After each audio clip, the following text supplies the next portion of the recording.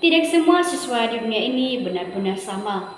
Sekalipun kembar identik, mereka memiliki ciri khas yang berbeda. Begitupun dengan siswa kita, mereka memiliki kelebihan dan kekurangannya masing-masing. Yuk simak video saya berikut ini. Terima kasih.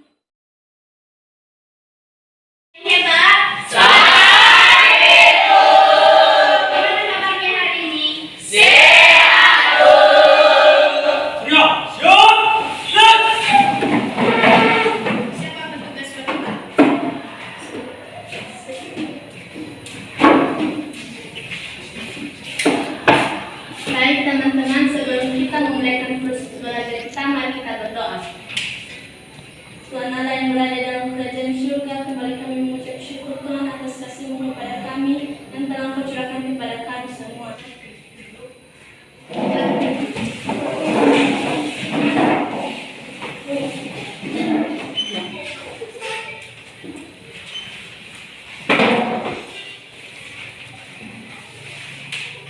Siapa yang tidak hadir hari ini, sekretaris? Semuanya silakan berdiri.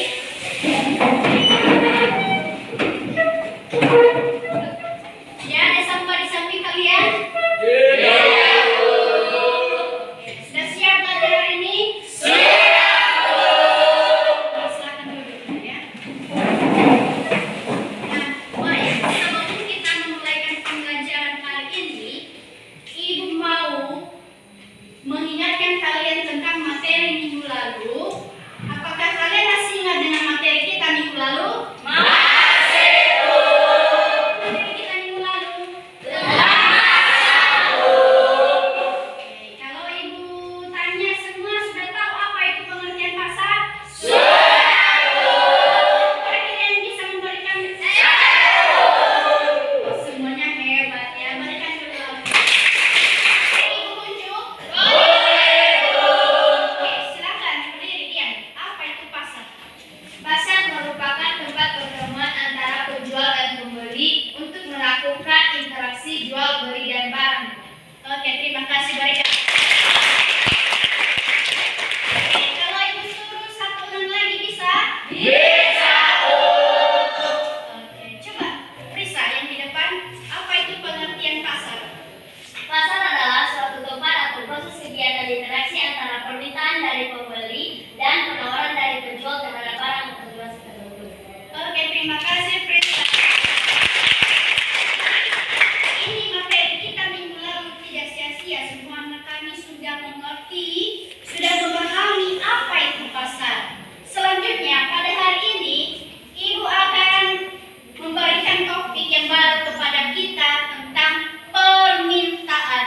Pernah mendengar kata permintaan? Sebelum kita lanjut, apa itu permintaan?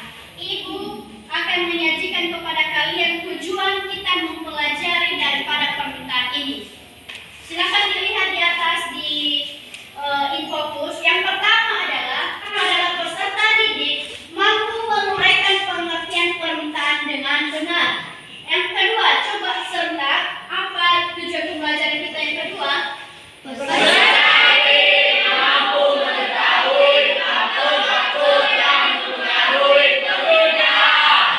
Jadi artinya setelah kita mempelajari daripada permintaan ini nanti, semua anak-anak ibu ini sudah memahami apa itu faktor-faktor yang mempengaruhi permintaan. Selanjutnya adalah peserta didik mampu mengelompokkan jenis-jenis permintaan dengan tujuan yang berikutnya, peserta didik mampu mengetahui yang terakhir adalah peserta didik mampu Nah, itulah tujuan kita mempelajari daripada permintaan.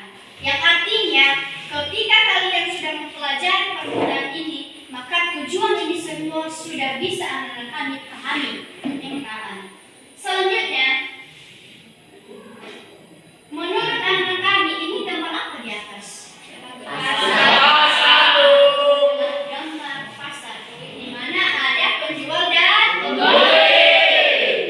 Lalu permintaan itu adalah keseluruhan yang bersedia diminta pada berbagai tingkat harga, waktu, dan tempat tertentu. Yang artinya permintaan ini bisa diminta di berbagai tingkat, ya, baik itu tentang harganya, baik itu tentang waktunya, bahkan tempat-tempat tertentu. Nah, bisa kita melakukan permintaan terhadap suatu barang dan jasa. Selanjutnya adalah mengenai faktor-faktor yang mempengaruhi permintaan. Nah, faktor-faktor yang mempengaruhi permintaan ini ada berapa? Ada? Yang pertama adalah mengenai harga barang itu sendiri. Inilah materi yang kita pelajari pada hari ini. Harapan Ibu, semua materi yang sudah Ibu sajikan kepada kalian ini semoga benar-benar dipahami, dimengerti, dan benar-benar diterapkan dalam kehidupannya setiap hari. Jadi, sepanjang Ibu menjelaskan, Ibu melihat ada beberapa anak-anak Ibu yang hanya fokus dan ada yang termenung dan ada juga yang monoton begitu saja. Ya, jadi Ibu mau memberikan tugas kepada kalian. Sebelum Ibu memberikan tugas, Ibu akan membagi kalian, ya. Ada 3 yang lebih suka pembelajarannya itu melalui visual. Coba diangkat tangan siapa saja yang suka visual. Oke, 1, 2, 3, 4. Ada 16 orang. Turunkan tangan. Siapa yang lebih suka kalau pembelajarannya itu menggunakan video? Oh, berarti ada juga ya. Ada berapa orang? Ada sekitar 12 orang. Oke, silakan turunkan tanganmu. Jadi di sini Ibu akan membentuk kalian dalam bentuk kelompok, dan kelompok ini disesuaikan dengan keinginan ataupun minat dan kebutuhan kalian. Cara lembar kerja tugasnya silakan dikerjakan sesuai dengan apa yang sudah Ibu bagikan dan sudah Ibu kelompokkan kalian tadi mengenai ada yang visual, ada juga yang kita membahas. Silakan setiap kelompok untuk mempresentasikan hasil diskusinya.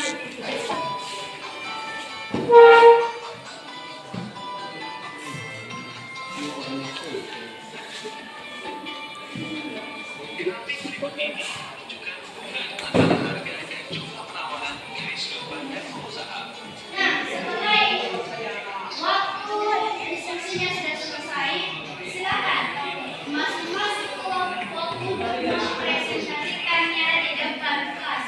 Ini karena kelompok visual terang-terangnya, silakan jujur saja ada 4 orang yang masuk ke depan. Silakan. Terima kasih teman-teman. Kami akan menyajikan hasil diskusi dari kelompok kami, di mana permintaan itu adalah suatu keseluruhan jumlah barang atau jasa yang bersedia diminta pada berbagai tingkat harga, waktu, dan tempat tertentu. Teman-teman, faktor-faktor yang mempengaruhi permintaan ada 6 ya teman-teman. Yaitu 1, harga barang itu sendiri. Yang kami bahas tentang hukum permintaan. Dan aplaus pembelajaran kita pada hari ini. Dan sebelum Ibu menutup pembelajaran, Ibu dan kita dan anak-anak Ibu bersama-sama menyimpulkan mengenai pembelajaran kita pada hari ini. Jadi silakan kita menyimpulkannya bersama-sama. Permintaan adalah keseluruhan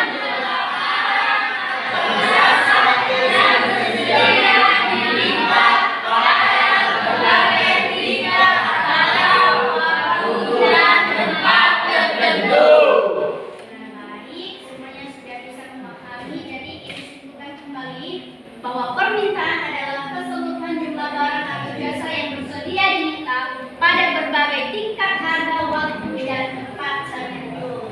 Baik anak-anak Ibu, untuk tugas di rumah silakan